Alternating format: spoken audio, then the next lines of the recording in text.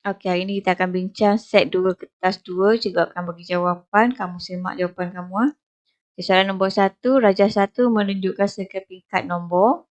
Okey, ini kad nombor yang diberi. Nyatakan nilai digit bagi angka 5. Sebelum kita nak tahu nilai digit, kita kena tahu nilai tempat. Okey, jadi ini SAR 10. Selepas titik perpuluhan per 10 per 100 per 1000. Jadi nilai tempat bagi 5 adalah per 1000. Untuk jawapan nilai digit 5 per 1000, jadi kamu mesti tulis dalam angka digit dia. Sama ada kamu nak tulis 5 per 1000 ataupun jawapan kamu dalam perpuluhan. Sifar perpuluhan sifar-sifar 5. Soalan B. Bundarkan nombor nombor ini sifar perpuluhan sifar-sifar 5 ni kita akan bundarkan kepada dua tempat perpuluhan. Jadi kita akan bundarkan kepada dua tempat perpuluhan. Ini tempat perpuluhan yang pertama, tempat perpuluhan yang kedua. Okay. Ini ada tempat perpuluhan yang kedua. Cikgu ajar kamu dalam kelas, kamu kena kurung. Yang ini, lepas tu ambil yang di belakang, kurungkan dia. Ini cikgu ajar dalam kelas, kita kurung dia. Jadi kita dah kurung nombor sifar 5. Okey, sifar 5, 5. 5 ini hampir dengan 10. Kan? 5 ni hampir dengan 10. Jadi kita tukar, ini jadi 10. Yang di depan, kekalkan. Jadi jawapan kamu adalah bila dibundarkan, kamu akan dapat jawapan sifar perpuluhan sifar 1 sifar. Okey, untuk soalan yang kedua, rajah 2 menunjukkan satu kumpulan nombor yang disusun secara menaik. Ini nombor yang disusun secara menaik. Soalan, nyatakan nombor yang mewakili nombor ganjil. Jadi kita kena tahu nombor ganjil. Nombor ganjil terdiri daripada, okey, ini adalah senarai nombor ganjil 1, 3, 5, 7 dan 9. Jadi kita tengok dekat nombor-nombor yang ada di sini. Kita tengok yang di belakang. Awak tengok nombor yang belakang sekali. Nombor yang belakang ni yang mana satu nombor ganjil. Jadi yang ini ganjil. 5 adalah nombor ganjil. Jadi jawapan untuk soalan di sini adalah 16225. Okey, soalan B, kita akan bundarkan nombor ganjil tersebut, nombor ganjil ini kepada puluh yang terdekat. Jadi sekarang ni kita akan bundarkan nombor ini kepada puluh yang terdekat. Puluh yang terdekat. Kita cari yang mana puluh? Puluh adalah 2 SAR 10. Kemudian kita tengok yang di belakang. Kita kurungkan sekali dengan yang di belakang. Kita kurungkan nombor 25. 25 hampir dengan 30 kan. Okey, jadi 25 hampir dengan 30. Kita tukar saja 25 menjadi 30. Yang di depan ni kita kekalkan saja. Okay, jadi ini jawapannya. Soalan nombor 3, rajah 3 menunjukkan sebuah kubot. Ini adalah kubot. Okey. Hitung isi padu, hitung isi padu, hitung isi padu dalam sentimeter padu kubot itu. Jadi kalau isi padu, kita mesti panjang darab dengan lebar, darab dengan tinggi. Jadi untuk dapatkan isi padu, panjang darab lebar darab dengan tinggi. Panjang darab lebar darab dengan tinggi. Okey, sudah siap. Tulis untuk kamu. 9 cm darab 5 cm darab dengan 4 cm. Okey. 9 darab 5 kamu akan dapat 45. 45 darab lagi dengan 4. 45 darab dengan 4, kamu akan dapat jawapan dia 180 cm padu. Okey. Soalan B, cari jumlah panjang.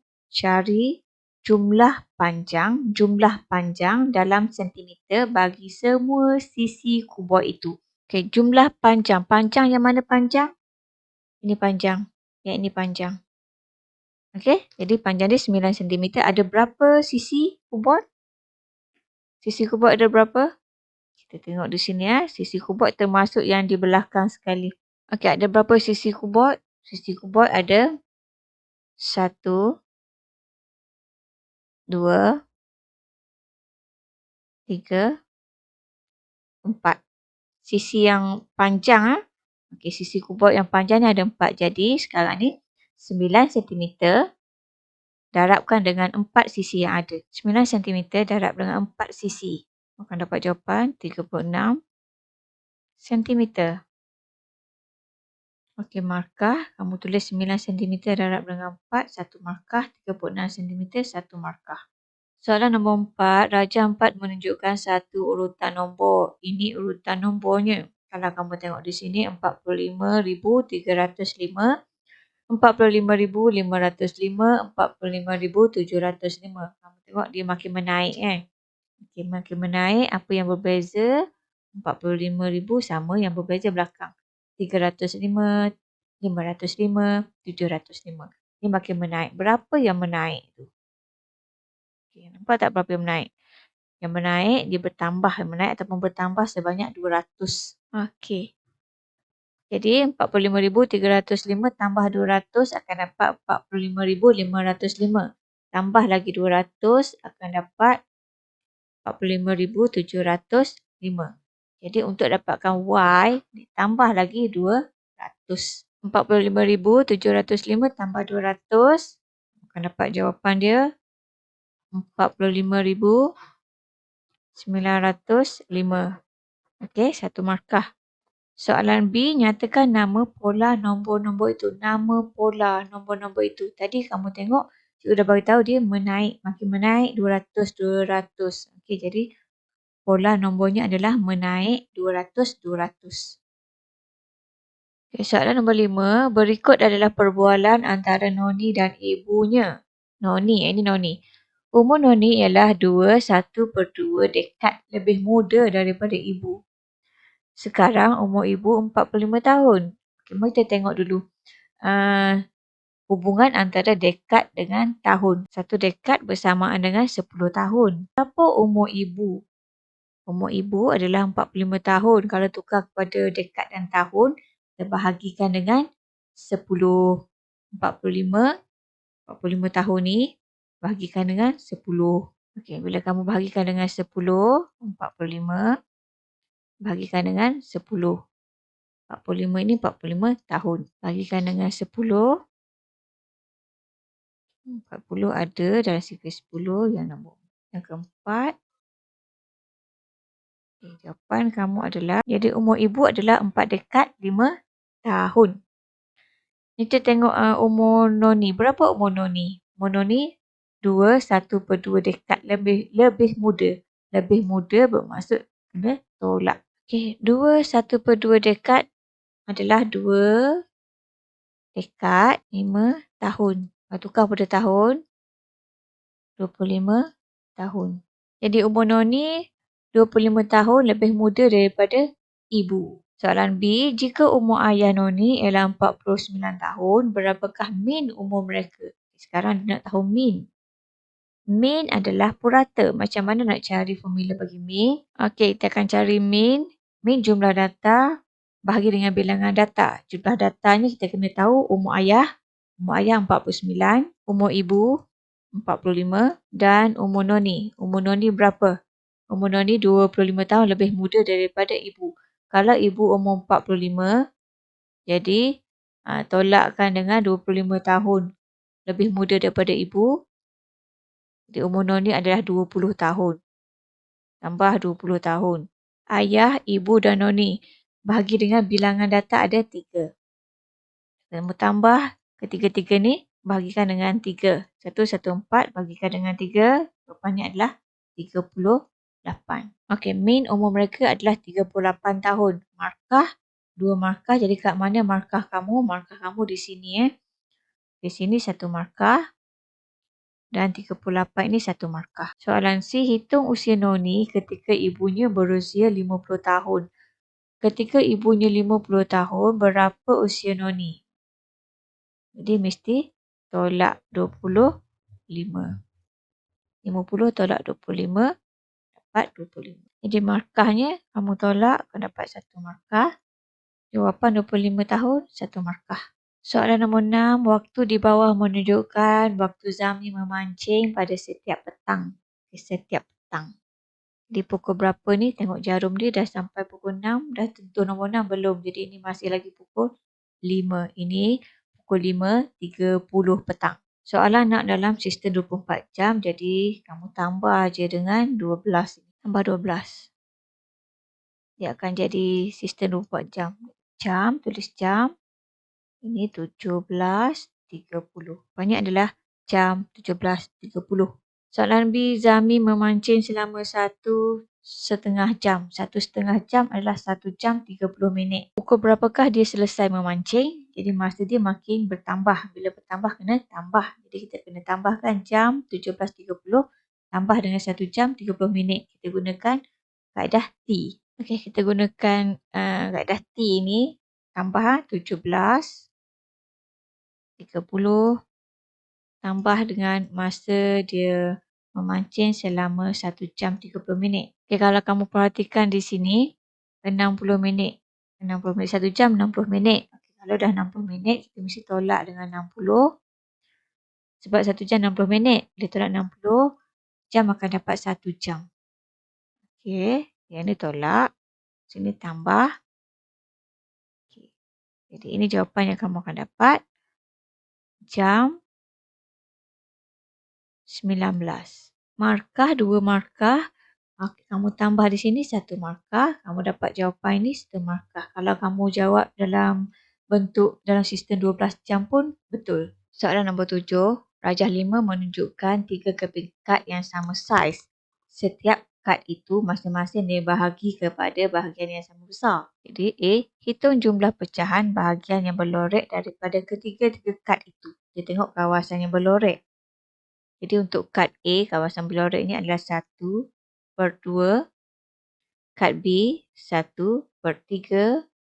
Dan kad C, 1/6. Hitung jumlah pecahan. Kita kena tambah bahagian yang berlorek.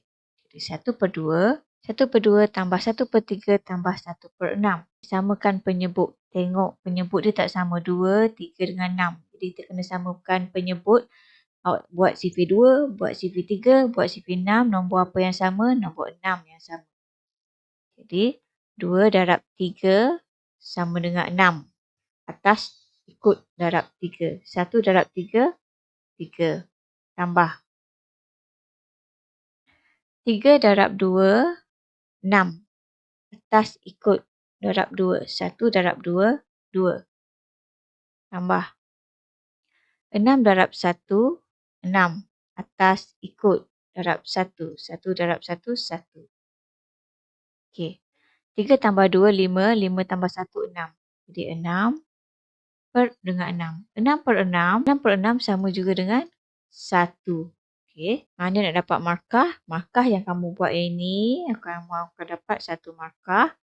Lepas kamu akan dapat jawapan akhir ni 1 markah. Okey, soalan B. Azman perlu melorek beberapa bahagian lagi pada kad C supaya jumlah bahagian yang berlorek daripada ketiga-tiga kad itu ialah 1/3. Berapakah bahagian berlorek yang perlu dilorekkan lagi? Jadi untuk soalan ni kita cuba jaya. Sekarang ni kad yang C ni 1 bahagian dilorekkan. Kita nak soalan nak tahu ada berapa bahagian yang perlu dilorekkan lagi pada kad C ni supaya jawapan keseluruhannya adalah 1/3. Kita cuba jaya buat satu-satu. Kita cuba dulu 1/2 tambah kad B 1/3 tambah kad C. Kad C kita buat 2/6. Okey.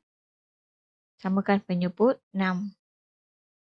Ni darabkan dengan 3. 1 darab 3, 3.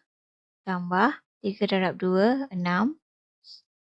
1 darab 2, 2. Tambah 6 darab 1, 6. 2 darab 1, 2. 3 tambah 2 tambah 2. 3 tambah 2, 5. Tambah 2, 7/6. 7/6 adalah pecahan tak wajar. Kalau pecahan, tak boleh tinggalkan jawapan dia dalam bentuk pecahan tak wajar. Kita kena tukarkan dia kepada nombor bercampur. Cara ni kita tolak. 7 tolak 6 dapat 1/6. Jadi jawapan yang akan dapat adalah ada 1 anak panah, 1/6. 1/6 ni tak sama. Kita bukan nak 1/6. Kita nak 1/3. Jadi yang ini tak boleh, bukan. Kita cuba cara yang kedua. 1/2 tambah 1/3. Kalau tadi kita ambil 2 bahagian, sekarang kita ambil 3 bahagian. 3/6. Okey, samakan penyebut. Ini darabkan dengan 3. Atas darab 3. 1 darab 3, 3. Tambah 3 darab 2, 6. 1 darab 2, 2. Tambah 6 darab 1, 6. 3 darab 1, 3. Okey, boleh tambah 5, 8. 8/6. Okey, 8/6 boleh permudahkan. Okey, kita permudahkan 8/6. Gunakan sifir 2. 2 darab 4, 8. 2 darab 3, dia 4/3. 4/3 adalah pecahan tak wajar. Tak boleh tinggalkan jawapan dalam keadaan pecahan tak wajar. Jadi kita tolak. 4 tolak 3, 1/3. Jawapan akhirnya adalah, anak panah ada 1. 1, 1/3. Okey, sama seperti yang dikehendaki oleh soalan. Jadi berapa bahagian yang perlu kita lorekkan? Yang diperlu lorekkan adalah 3 bahagian. Okey, kamu buat macam ni sini, kamu dapat 1 markah. Kamu buat pengiraan ini 1 markah.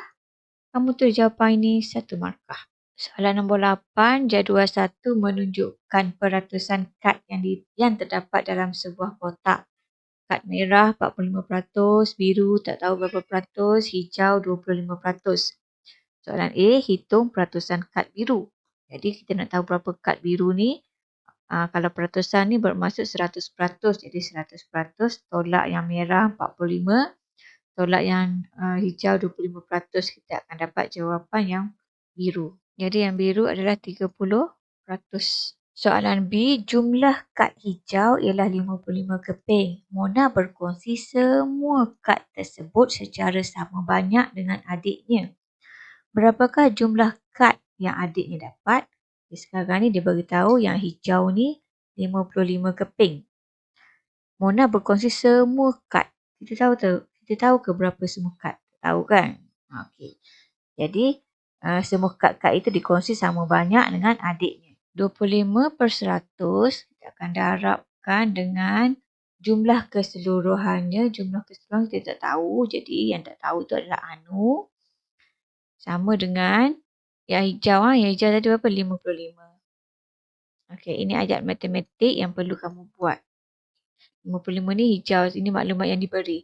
Jadi seterusnya kita akan selesaikan carikan jawapan Anu ni. Untuk dapatkan Anu, kita kekalkan Anu di sini.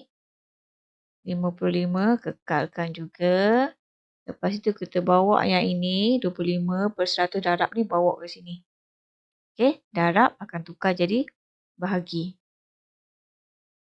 25/100. Okay, bila kamu nak bahagi pecahan susah. Jadi kita tukar yang bahagi tukar jadi darab. Bila tukar jadi darab, atas ke bawah, bawah ke atas dia akan pusing.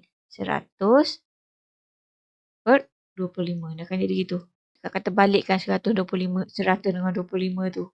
Kalau tak mau potong, kalau kamu tak mau masukkan, darab terus je lah. 5,500 bahagikan dengan 25. Kamu buat betul lazim, kamu akan dapat jawapan dia 220.